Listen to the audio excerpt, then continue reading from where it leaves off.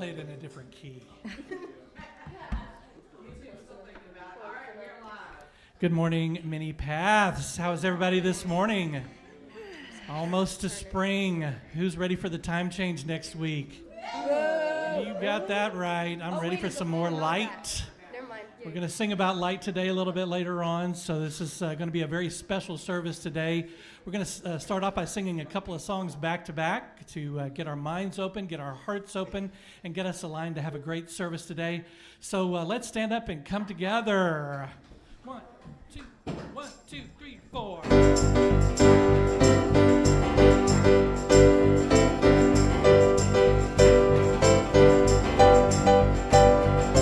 Take a look at the person next to you. Say God loves you and I love you too. Now feel the love in the sanctuary. Lift your voice and repeat after me. We come together. We come together. We come together. In the name of love, we come together. We come together. We come together. In the name of love.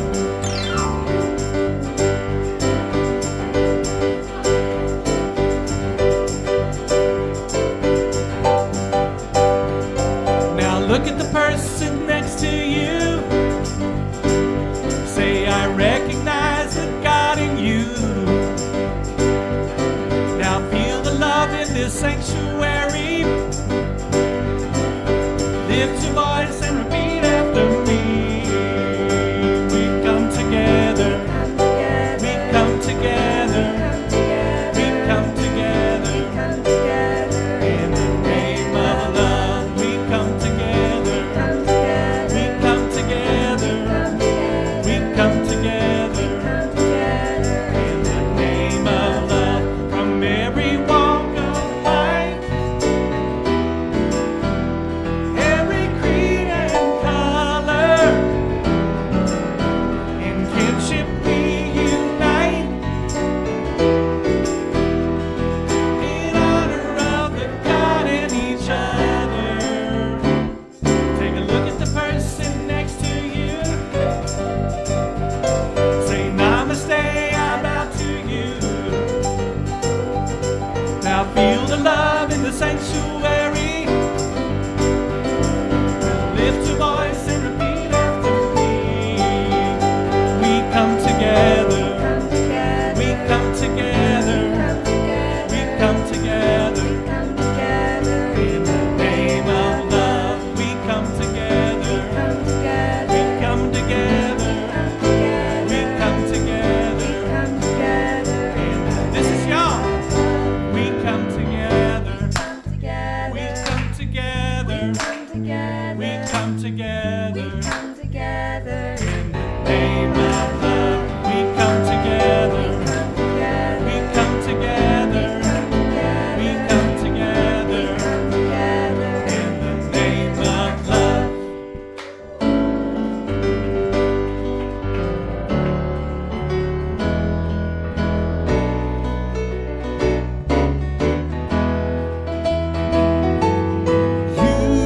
Use me, oh God, I stand for you. Here I'll abide as you show me all that I can do.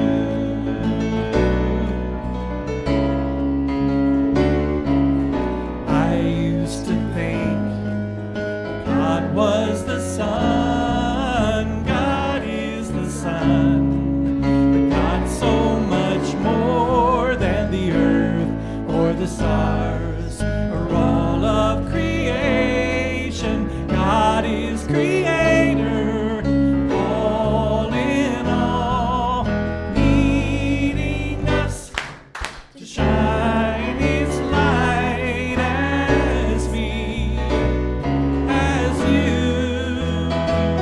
So use me, oh God, I stand for you.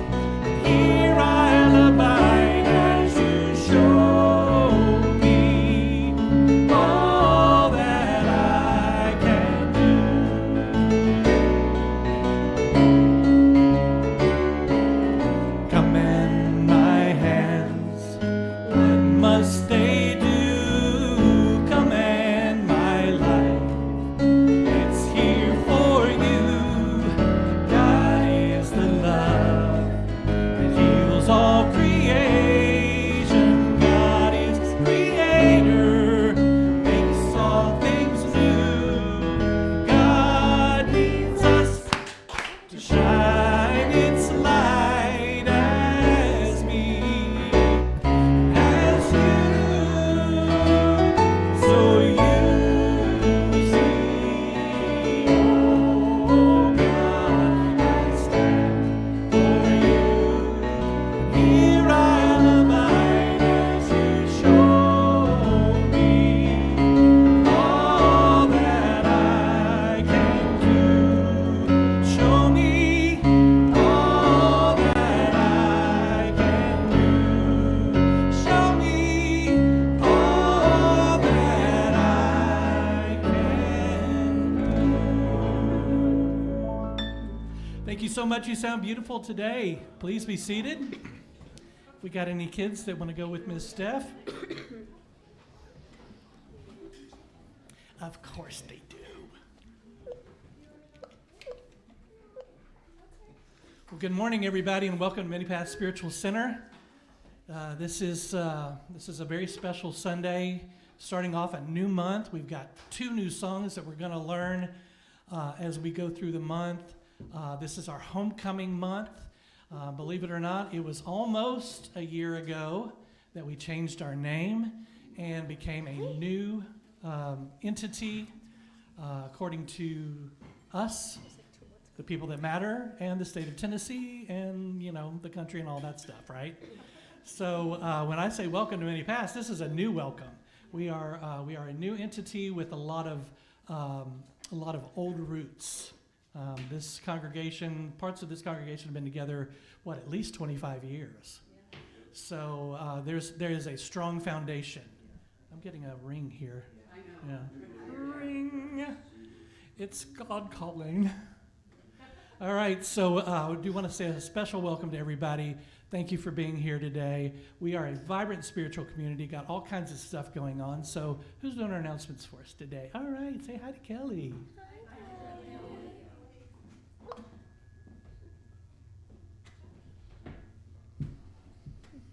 Good morning, Mini Pass. Good morning. No, you're fine. You're fine. Okay. Welcome spring. Yay! I've been waiting for this. I'm so happy. So these are our announcements for Sunday, March 1st. Happy class, Tuesdays at 6 p.m. Sorry, I have no idea what's going on. Jackson to the rescue. Do I keep going? Okay, where fitness meets fun. This Tuesday features cardio drumming, sign-ups in the front room. What is pranic healing and how does it work? A free 90-minute discussion and interactive session with Deborah Champion today at 1 p.m. Breathe and Be, a service of mindfulness, Thursday, March 5th at 6:30 p.m. An offering of prayer and meditation to remind you of your divinity in sacred space. All are invited. Astro Chat, Friday the 13th, 6:30 to 8:30 p.m. Bring your dinner and let's delve into your birth chart and how the next celestial events affect your life. No sign-up needed, but would be greatly appreciated. Talk to Valerie Haley for more info. More info in the front room.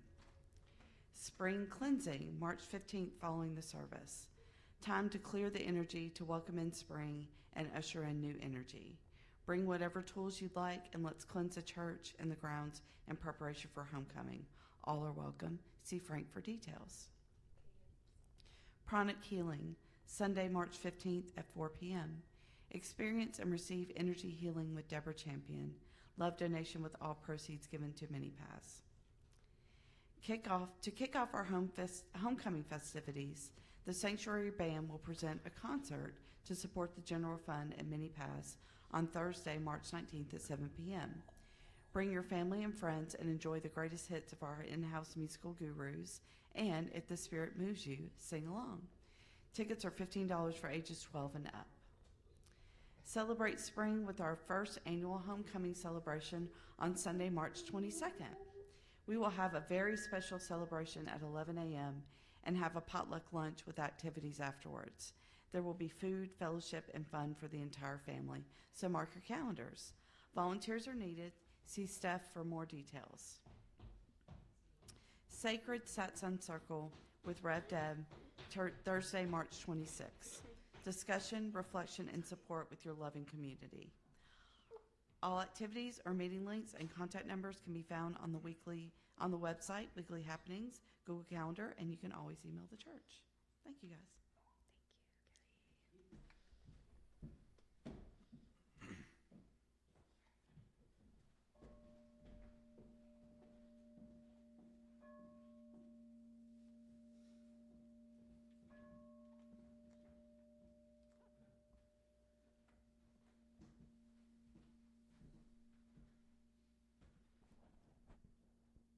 Good morning. Good morning. Let's begin this portion of our service by taking a deep centering breath.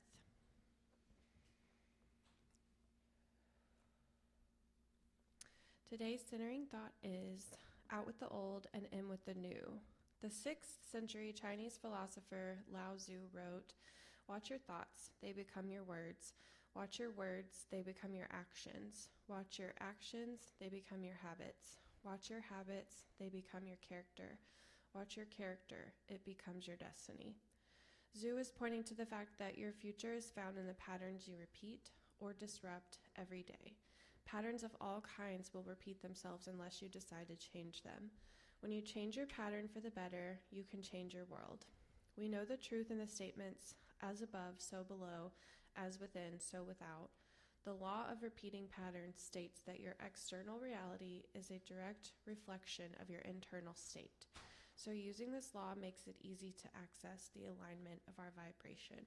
When we take some time to notice our thought patterns and our emotions, we can see how they repeat in the flow of our world. If life appears to be out of order, it means our vibration is out of alignment with the loving energy of the universe.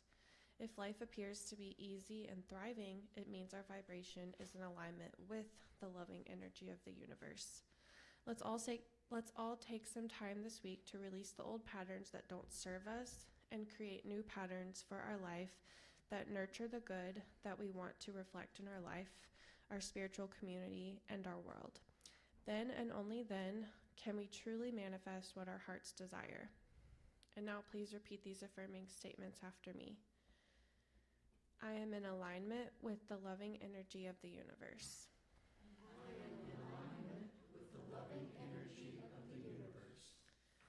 I stay focused on creating love, joy, and peace in my life. I stay focused on creating love, joy, and peace in my life. I release what doesn't serve me and choose to see the world through new eyes. I release what doesn't serve me and choose to see the world through new eyes. So it is. What a great thing to think about, changing patterns. What patterns do we have in our lives that really don't serve us? And we keep doing them just because. Just because we started them one day years ago and we're still doing them. You can explode that out to organizations too, to us as a community. What patterns do we have as a community that don't serve us anymore that we need to release? Guess what? This is a perfect time of the year to do that. And I think a lot of the things that Rev Deb's going to be talking about is going to give us some pointers on how to get rid of the old and be in with the new. So let's listen for that. Let's think about that this week, okay? We've got 2 new songs I'm excited to introduce to you today, and they are from polar opposite ends of the musical spectrum. I think we should call it mini genres spiritual songs. Mini genres spiritual songs. We're going to do some singer-songwriter, and we're going to do some black gospel. Right? So the first one is called Ready to Use the Gifts I've Been Given, or a lot of people know it as Strong Heart. It's really easy, and stand up and sing it with us.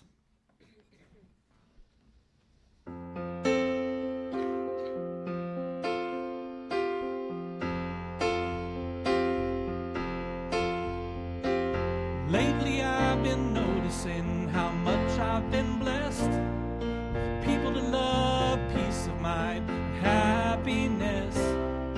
Makes me want to pass along the love I've received as a way of giving things of what's been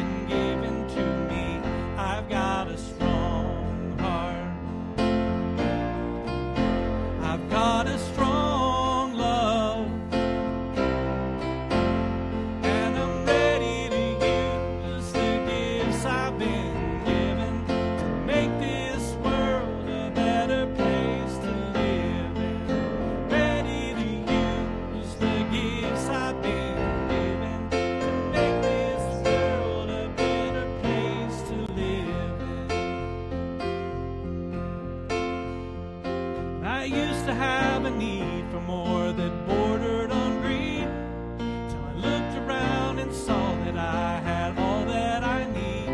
I thought I had to have it all before I could share, till I realized what's mine to give has always been there. I've got a strong heart. I've got a strong love,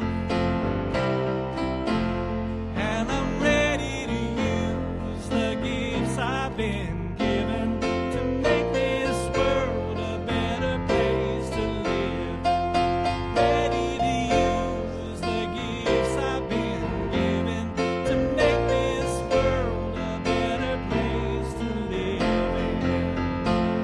I may not make a difference that the whole world can see, but if I can show more kindness, that's what matters to me.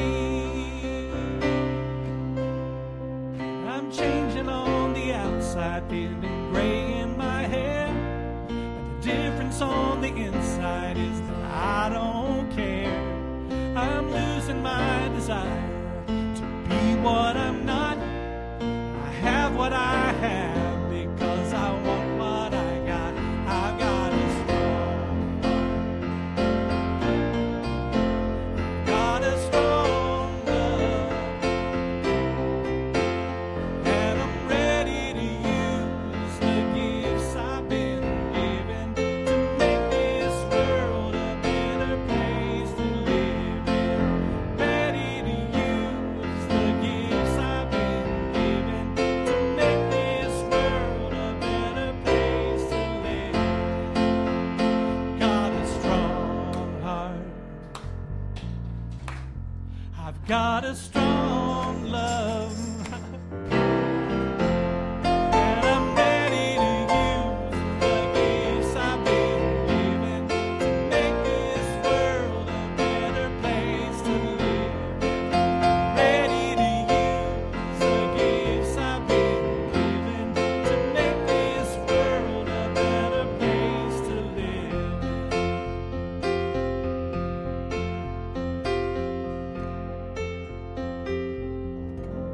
All right. Thank you so much. Please be seated. Do me a favor, Crystal, and back it up to that chorus one more time. I've got a strong heart and a strong love, and I'm ready to use the gifts I've been given to make this world a better place to live in. I have never heard a better description for Dave Harrison. Some of you know Dave, some of you may not, but Dave Harrison, about 9:45 on Friday, went home to the mother of us all. Left this human body that had restricted him for so long. And as a fellow Aries, that's not something we like very much. Dave, I met Dave in 1998. So we were bearing down on 30 years of knowing each other. And when I got the word on Friday night, the first thing that came to me, I feel like I did when my father passed away. And so if you didn't know Dave, I'm sorry for you. Yeah. But for those of you who did know Dave, you know what a loss this is and what a bright light he was. And the good news is that he is now one of our ancestors, right? He's one of the ancestors now that shines a light on us and guides us, we can turn to. He's up there sitting down with a cup of coffee and Sherry Gentry and Kenny Malone, and they're all telling really bad jokes together, and it's a sad Probably thing. talking quantum theory. Probably, and, knowing Kenny, quantum theory and drum sets, So at any rate, I don't really know what to say. I wanted to pass that information along to our community so that everyone knew what was going on. I don't know any news yet about any kind of memorial or whatnot, but we will keep you apprised of that. What I'd like to do, though, as we As we settle into meditation this morning, I invite you to close your eyes and get centered. Focus on your breath.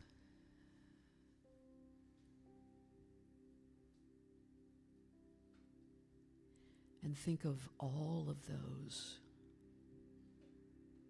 you've lost.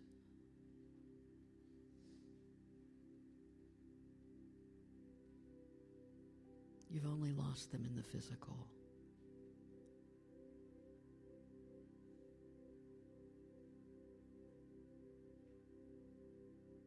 You might still feel them around you like I feel Dave in this room right now.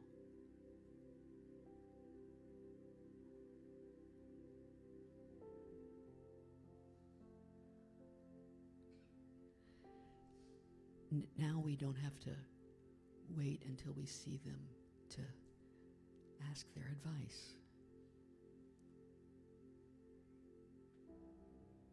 or to cry on their shoulder.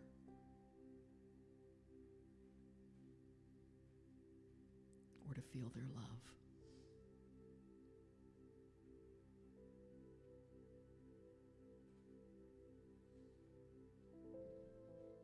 They remain in our hearts and in our memories.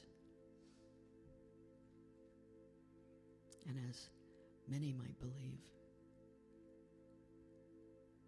they remain every bit as alive as they ever were, just on a different plane.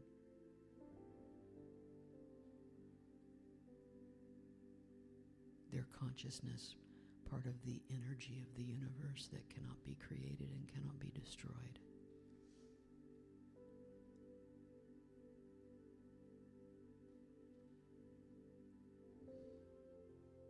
And so for just a moment, whoever it is you're holding in your heart, whether it's Dave or someone else,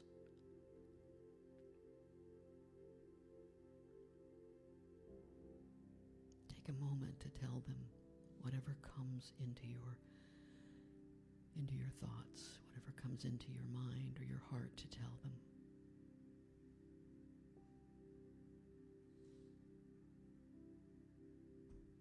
Maybe it's just thank you.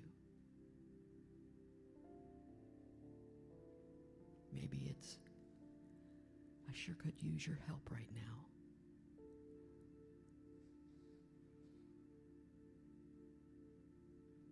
Maybe it's, I never really told you how much you mean to me.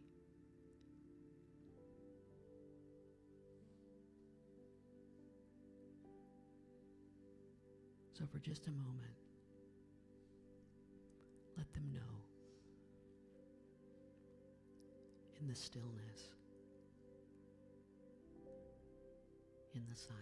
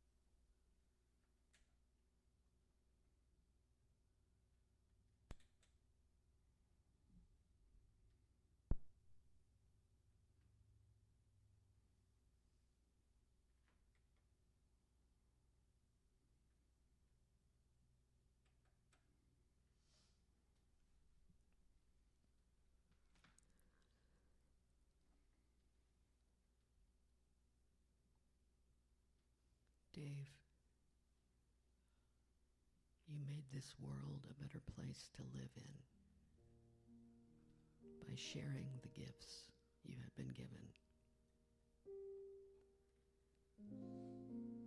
We remain here to do the work and shine our light, but shine your light on us,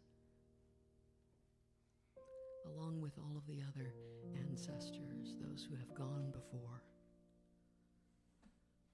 sending us energy and shining their light so that ours can reflect who they were to us, what they taught us, who we became because of them. And so it is.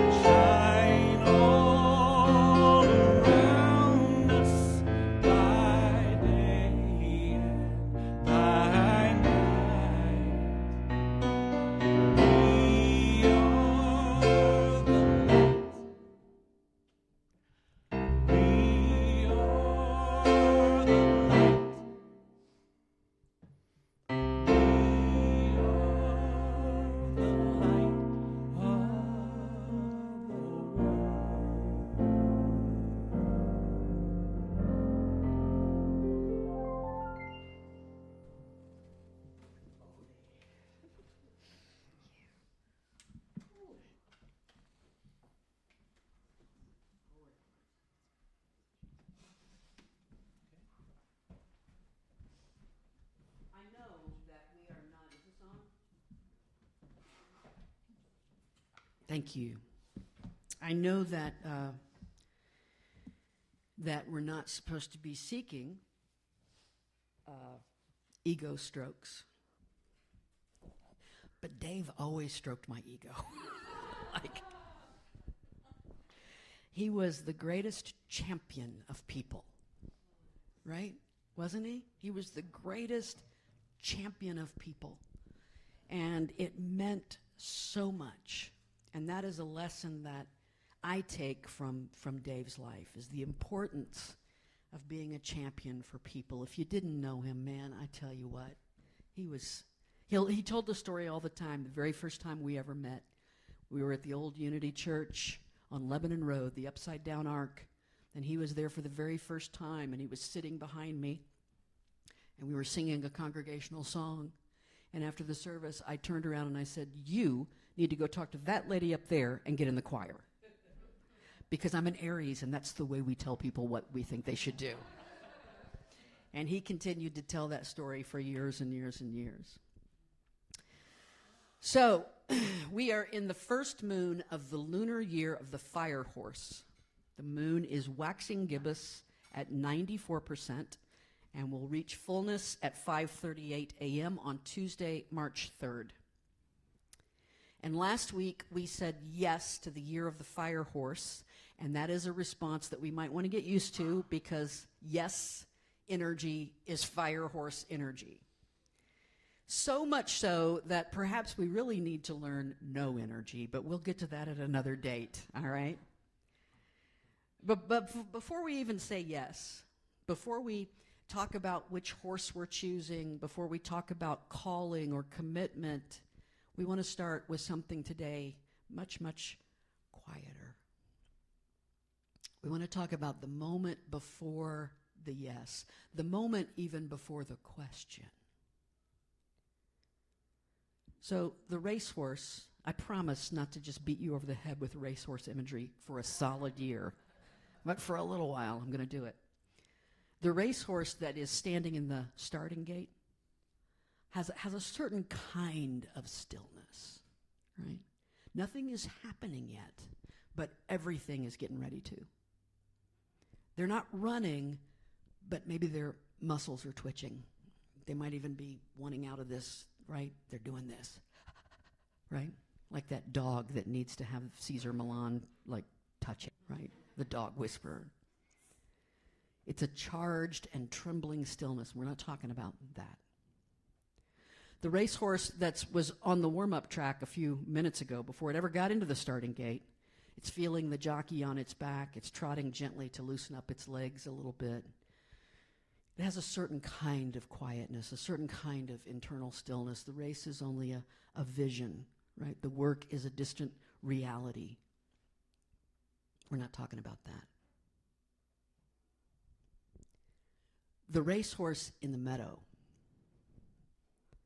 unbridled,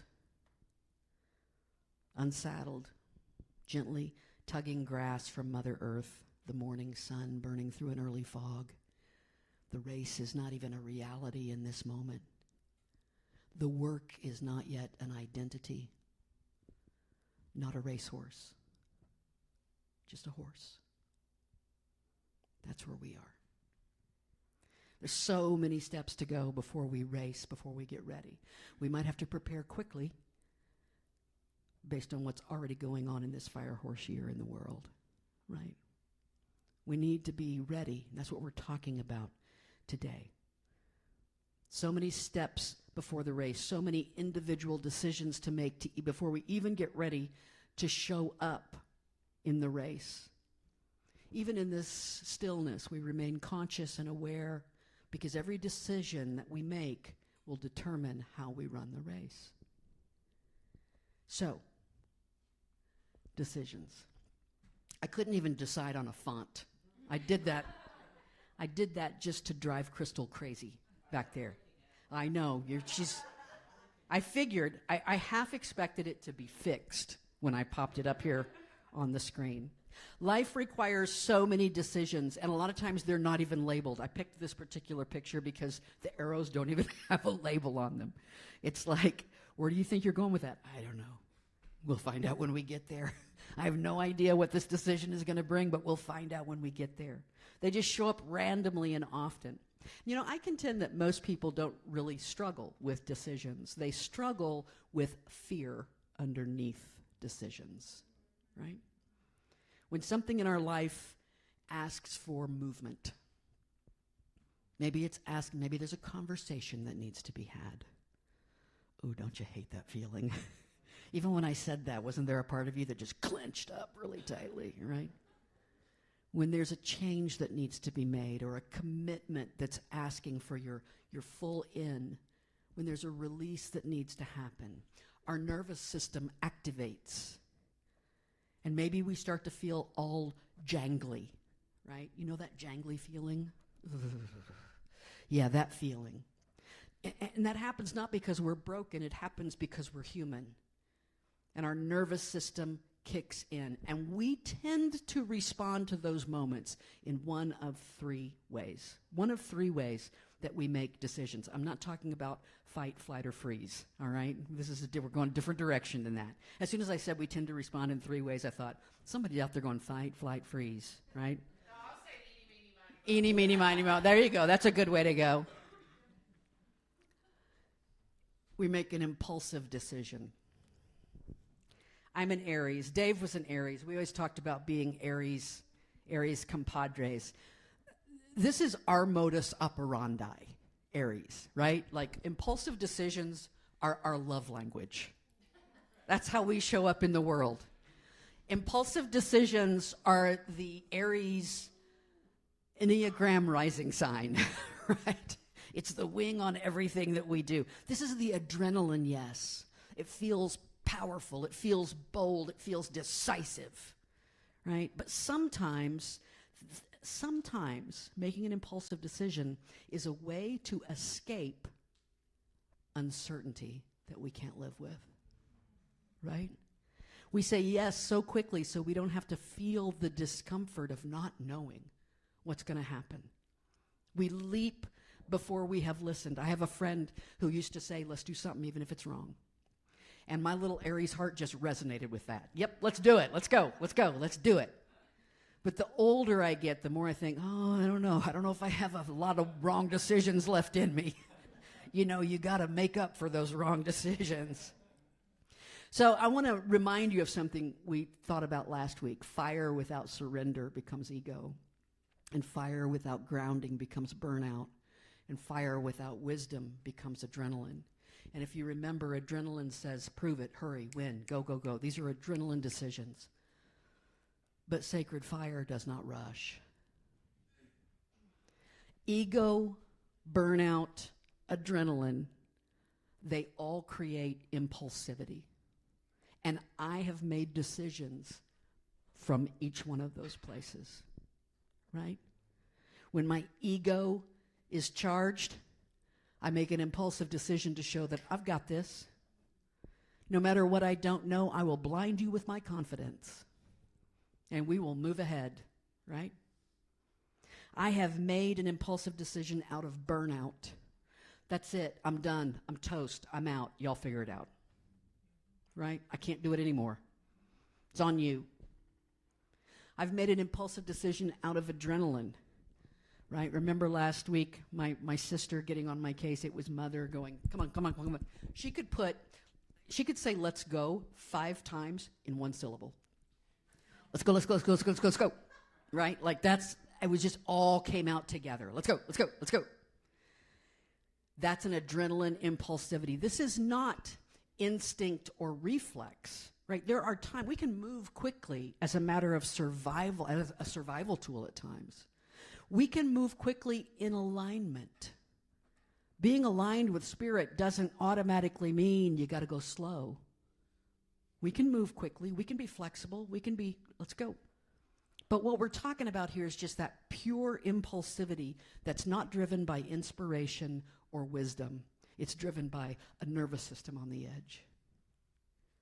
The second way we tend to respond to the call for a decision is this: perpetual delay. And I picked this picture on purpose because perpetual delay looks really spiritual, right? We dress it up as discernment.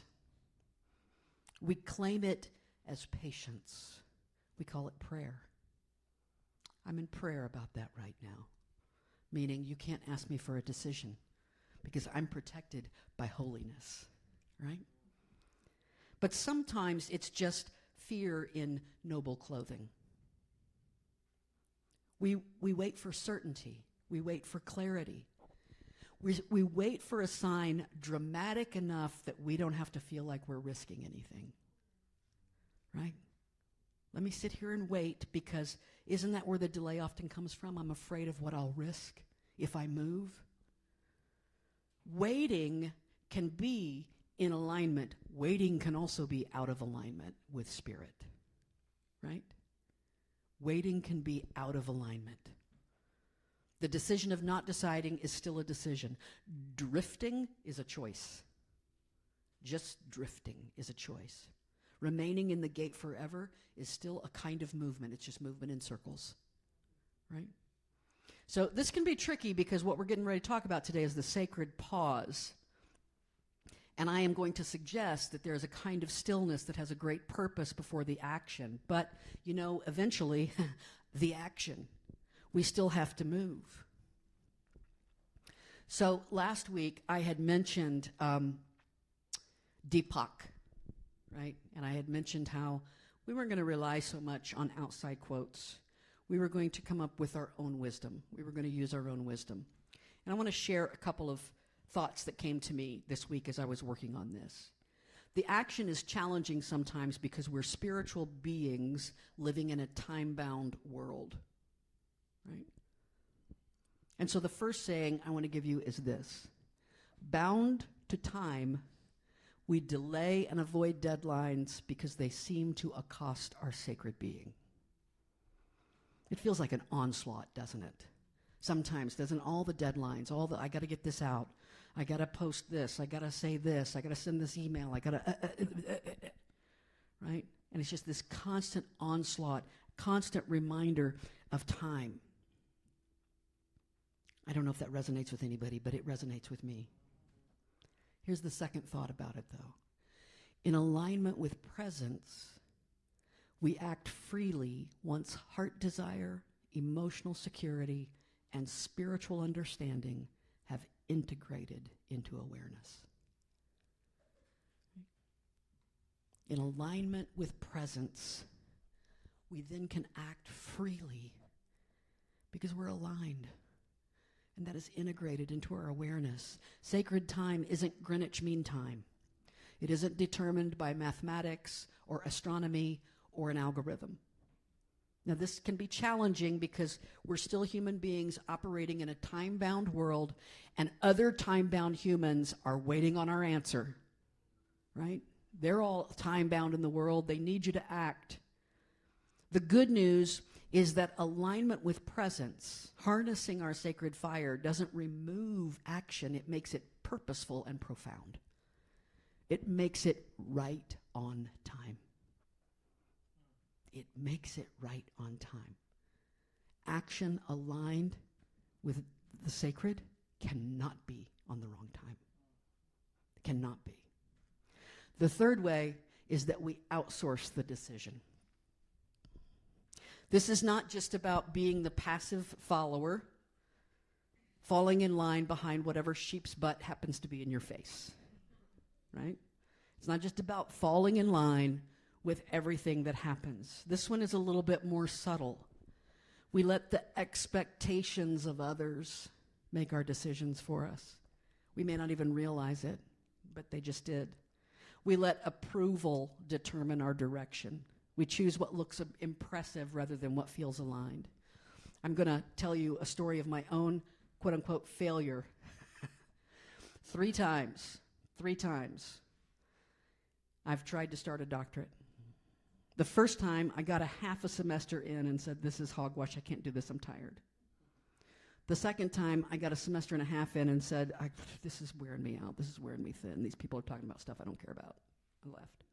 Third time, I got halfway through a doctorate. And then I said, I can't do this. I just can't do it. I don't need it. And for a long time, I looked at that and I went, that's some kind of failure on your part. And I look back at it now with the wisdom of years, looking way back into the past, and I say, that wasn't yours to do. And it was going to exhaust you every time. You have all the credentials you need to do the teaching work I have for you to do. I got something else for you to do. I've got something else for you to do, right? And we wonder why we feel tired when we let all those things guide us. If you go to the doctor and you get your knee hit like this, right? Have you ever had that happen? Your knee pops out like that. And it's not because of something that's just in the knee. It's because of this kind of signal loop to the brain that gives the command to react, to respond, right? And so sometimes in the same kind of way, we outsource to something that is not so clearly visible. We outsource to our childhood trauma. Well, that's going to make the decision for us. We outsource to the way we've always done it. We outsource to a wound that fools us into believing that it is wisdom. Right? So before we talk about sacred calling, before we talk about bold action, we must understand this. Most of our decisions are reactions. But sacred decisions are responses. I tell this to my students all the time, the difference between an educated person and a non-educated person. An uneducated person reacts. An educated person responds. Right? In the same kind of way in our spiritual maturity. Right? Spiritual immaturity, which we can all have. This is not a matter of we've gone beyond it. We can wake up tomorrow and have a moment of spiritual immaturity, right? And we react to something. And then later that day we go, oh, let me put on my spiritual maturity again and respond to what is going on. Sacred decisions are responses, and the difference between reaction and response is a pause. What makes a fire burn is the space between the logs. It has breathing space, right? So the sacred pause is that breath-wide portal, one breath wide, between stimulus and response, between impulse and action, between who we have been and who we are becoming. This pause is not weakness. It is not a hesitation that's born out of fear. The sacred pause, instead, is where wisdom lives. It's where the fire is harnessed rather than scattered about. It is where God breathes. Think about that. I take a sacred pause to feel the breath of God. You know, before we know it, Easter's going to be here, so you got to get used to hearing about Jesus. Or Yeshua, as I like to call him. That's what the disciples would have called him. I always think, you know, have you ever pretended you have a different name? Like on stage, there are times when, you know, I've been a character on stage and somebody calls the character's name and I don't turn around because that's not my name, right? Sometimes I wonder if Yeshua is up there in the spirit plane somewhere going, I don't know who this Jesus guy is, but he must be, he's really popular. A lot of people talk to him all the time. I don't know. There's a moment in the Gospels that has always moved me deeply, and it happens in a garden.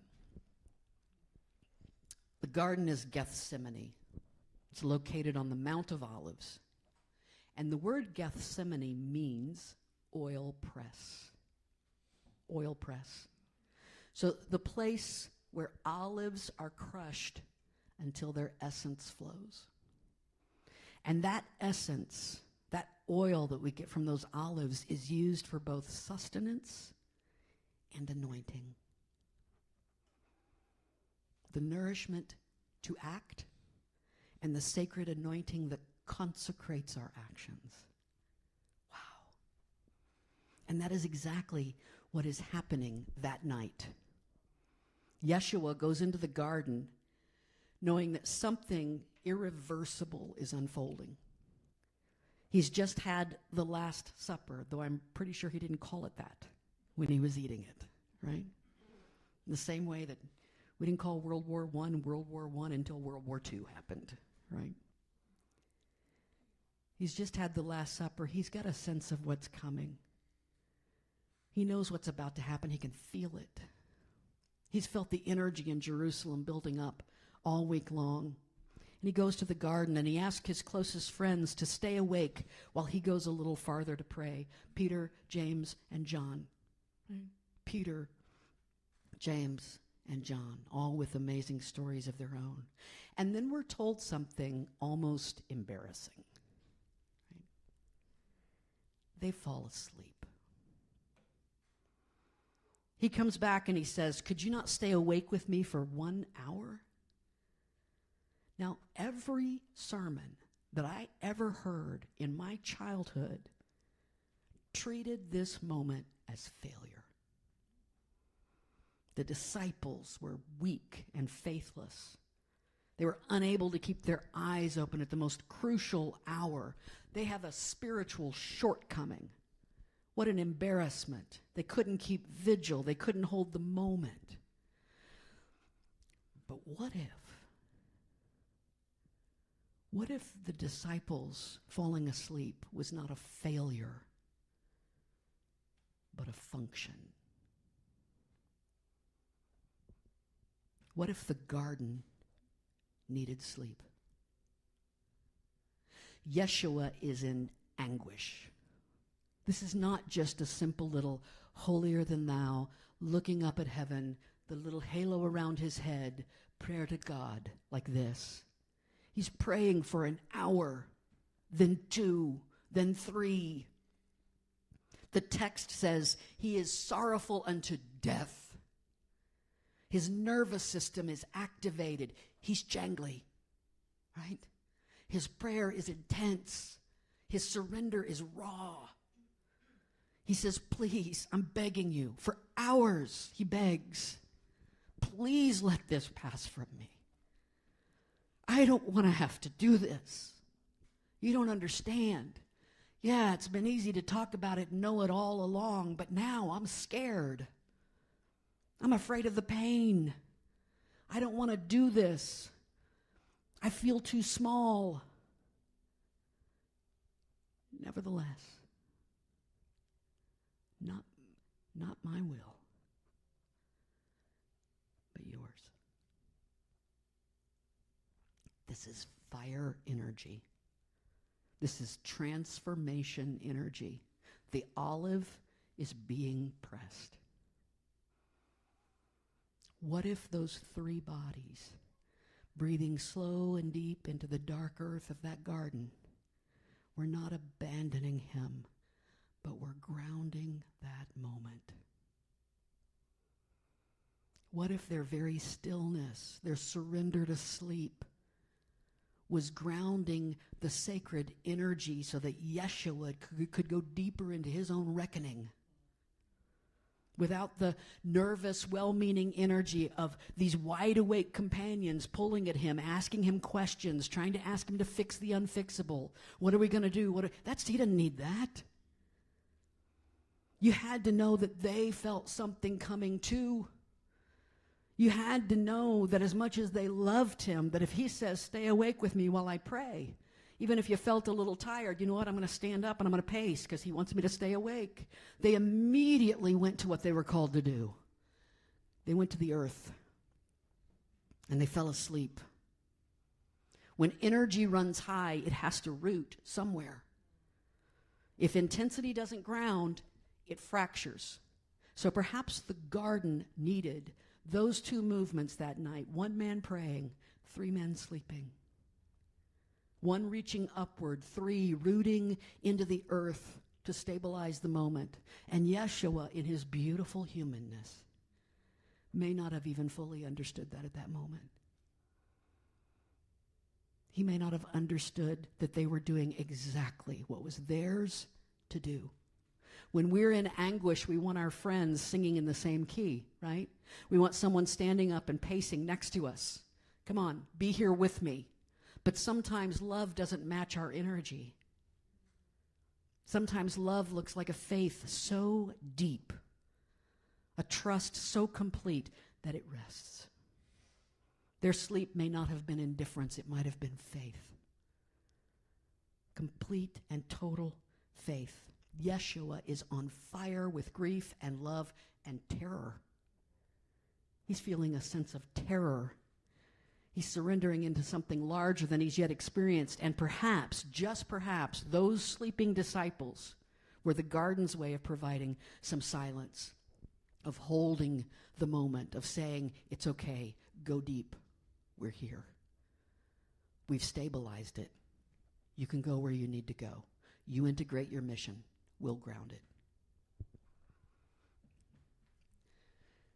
The sacred pause is where we embody alignment before we act. The sacred pause is not a length of time. It's not so many breaths. It's that moment of aligning, embodying our alignment before we act, right? Just as Jesus was doing, just as Yeshua was doing. Part of you prays and trembles, but part of you needs to lie down on the ground and let the earth hold you. Stress lives in the body. Fear and anxiety live in the body. We know this. And sometimes the most spiritual thing we can do is sleep, not as avoidance, but as a kind of surrender, as a way of saying to God, to Shiva, to Jesus, to our higher selves, to Source, as a way of saying, I trust you enough to simply rest in this moment. Yeshua returned to the disciples 3 times. The first time, he chastised them.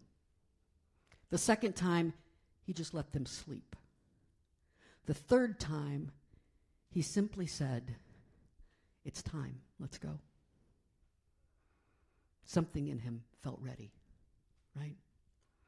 The energy had been held, the earth had absorbed the trembling, the fire had been grounded, and maybe, just maybe, it was those sleeping disciples who did that.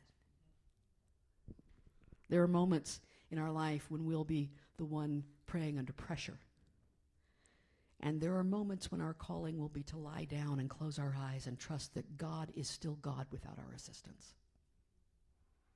Sometimes surrender looks like tears, and sometimes surrender looks like sleep, and both are holy. So what does this actually look like for us? Because I don't want to leave this in the abstract. You know, not every decision has Gethsemane-level intensity, thank God, right? Sometimes, instead, it looks like your phone lighting up with a message that makes your stomach drop. And maybe instead of typing back immediately, you set the phone face down and you take 3 good breaths. Sometimes it looks like someone saying something in a meeting or at a dinner or online that makes your blood boil. And instead of speaking from that heat, you say, let me sit with this. Or, let me sit away from this. Sometimes it looks like a decision arrives, a fork in the road, a choice that feels urgent. You need to make it right now. Your adrenaline is saying now, now, now, now, now. And what do? Instead, you resist the cultural pressure to know exactly what to do right now. You rest in the pause. You rest in waiting, grounding, and listening. You are Yeshua in the garden, praying, trembling, and waiting before the yes. And you are the disciples sleeping, holding the earth while the fire of transformation burns nearby. That's big work. The sacred pause is not passive. As a matter of fact, I think it's the most active spiritual discipline I know. It's where the biggest work is happening because everything in our culture screams at us to move, to act, to perform, to decide, to show up. And the pause says, I will not be rushed by fear. I will be moved only by wisdom, only by love, only by a yes so deep. I want to leave you today with a practice, not just a concept, but a practice. So this week, when something arises in you that seems to call for a decision or a reaction or a response from you, something urgent, something that wants you to leap straight from feeling into action. That's the dangerous part, isn't it? We go right from feeling to action. So I want to invite you to count to 7. The world will not fall apart in 7 seconds. Well, it could. But if it does that, we can't help that anyway. Your world will not fall apart in 7 seconds. What's going on right here it's not going to change in 7 seconds. 7 is the number of completion in a lot of traditions. It's 7 days of creation, 7 chakras, 7 notes in a scale, 7 colors in a rainbow. 7 is viewed as the bridge between the divine, which is represented by 3, and the earthly, which is represented by 4. 7 is associated with knowledge, intellect, and introspection. Introspection being the energy of the sacred pause. Let me go within, right? So count to 7, breathe, and in that space, ask yourself one question. Am I reacting from my wound, or responding from my wisdom? You don't even have to answer the question. You don't have to be certain. Just ask it. Just pause long enough to let the question kind of land in your being. Waiting to know the answer to this question or to feel into the answer to this question, that is the area of the sacred pause. That is the garden in the dark. That is the fire horse held for just a moment at the river to drink deeply. Right? The internal fire in you is holy, beloved. When it is harnessed to do the will of Source, it glows like a beacon in your life, helping to reduce indecision and providing a sense of purpose, a certainty of purpose. When it's aligned with you and you are aligned with the divine, it becomes the guardian of your heart, and it becomes the guide for your journey. It leads us on our path up the mountain, and it is stoked when we remember to pause, breathe with intention, and align with Source. Then we can say, yes, it's time. Let's go. Namaste.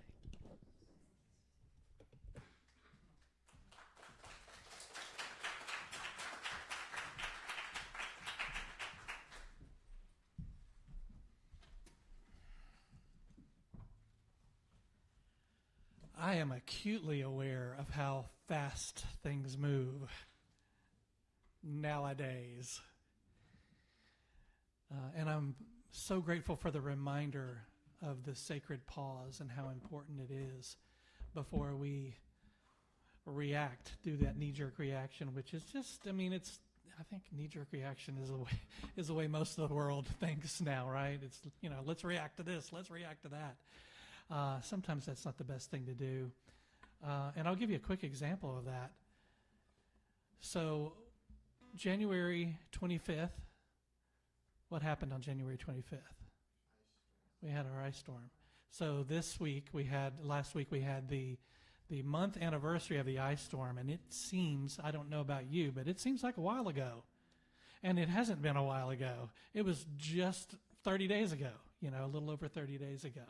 It seems like a long time because a lot has happened between now and then, but it really wasn't. And so a little over a month ago, we were in pretty much chaos around here, right? A lot of chaos going on. And I feel like we've recovered nicely, right? Some of us have. Some of us are still going through crap from that. But that just shows you how quickly things move. We moved on to the next. What's the next thing coming, huh? Let's just hop on TikTok here and find out what the next thing is, right? So appreciative of let's all take a sacred pause this week, at least at one time a day, and kind of remember where we are and why we're here, right? So remind everybody to give your donation in the blue vase on your way out. There is a QR code there if you want to do it that way. We've got our spring equinox coming up. I think that's the 20th. Our concert is on the 19th. We're going to start selling tickets for that here very quickly. If you want to get your tickets in advance, I'm sure we'll sell out. Let's see, how many chairs do we have in here? Let's sell it out, y'all. Bring your family, bring your friends. It's a BYOB, so I don't know. You can BYOB if you want to. How will I know, right? I'll be right here. She can bring a bottle of Diet Coke. Tomorrow is Daphne's birthday. She's not turning 21. 17th birthday. Everybody say happy birthday, Daphne. A March baby. We love you, Daphne. Yeah, on my due date. Yeah. I'm the only one. Right. We'll have a very special homecoming service on the 22nd with a potluck to follow and some fun for the family. The only thing about having your homecoming in March is what? Is it going to rain or not, right? So we'll have stuff to do inside just in case there's not the weather to do something outside. So keep track of your happenings newsletter that comes into your email on Tuesdays. And if there's nothing else, let's all stand up and say our closing prayer. We're going to switch our closing prayer for a while, for the time being, back to the meta prayer of loving kindness. Daphne, will you lead us in that? Thank you. May I be filled with loving kindness. May I be safe from inner and outer dangers. May I be healthy in body and mind. May I find peace and be truly happy. May you be filled with loving kindness. May you be safe from inner and outer dangers. May you be healthy in body and mind. May you find peace and be truly happy. May all beings be filled with loving kindness. May all beings be safe from inner and outer dangers. May all beings be healthy in body and mind. May all beings find peace and be truly happy. And so it is. And we let it be.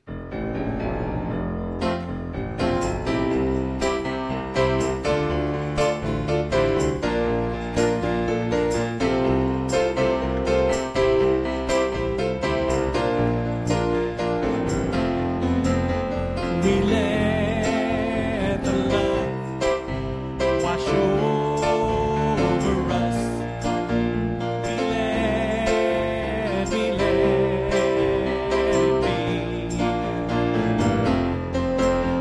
We let the love wash over us. We let it be. Peace. We let the peace wash over us. We let it be.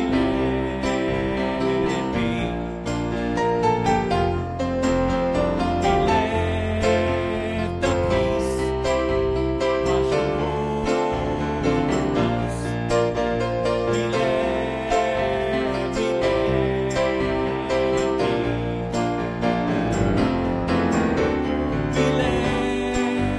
the joy wash over us. We let it be. We let the joy wash over us. We let